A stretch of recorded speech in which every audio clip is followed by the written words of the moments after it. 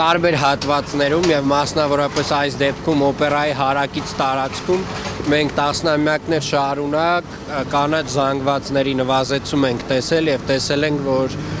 կանաչ հատվածները վերածվում են տարատեսակ սրճարանների, տարատեսակ շինությունների։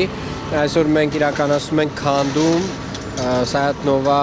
2/2 հասցեում օպերայի հարակից տարածքում մոտավորապես 1000 քառակուսի մետր տարածքում,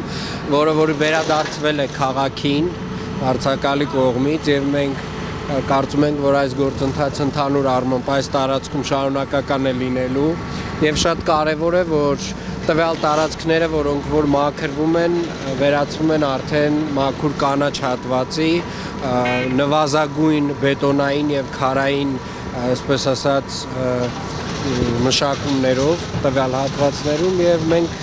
այս քաղաքականությունը շարունակական պահելու ենք, ինչպես անում ենք տարբեր այգիներում, նույնպես անելու ենք օպերայի հարակից տարածքում։ Մենք գնում ենք այն ճանապարհով, որ վարձակալները իրենց կամքով վերադարձնեն տարածքները քաղաքին եւ համապատասխան կարծում եմ բոլոր պայմանները ստեղծել ենք դրա համար։ Ես կարծում եմ, որ փուլ առ փուլ առանց դատական վեճերի, առանց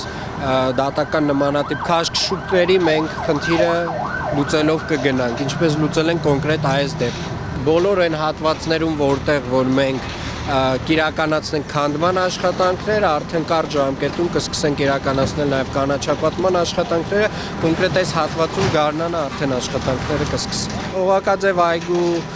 մասնավորապես տարբեր հատվածներում իրականացրել ենք աշխատանքներ, բայց մենք ունենք մի մեծ ծրագիր Օղակաձև 4-րդ հատվածի վերաբերյալ, որը ներկայացրել ենք հանրությանը եւ այս պայդրությամբ քննարկում ենք այդ ծրագրի հետագա ընթացքը արդեն կառավարության հետ։ Ծրագիրը ամբողջական Օղակաձև 4 զանգվածի արդիականացման եւ կանաչապատմանն է վերաբերում եւ այնտեղից տարբեր սրճարանների, տարբեր կառույցների քանդմանն է վերաբերում, ինչպես նաեւ ճանապարհով կիսված հատվածը ենթադրվում է, որ պետք է հետիոտ տնկամրջով միացվի իրար եւ Օղակաձև 4-րդ զանգվածի ամբողջ տարածքը պետք է մեկ ընդհանուր գոտի դառնա նորից։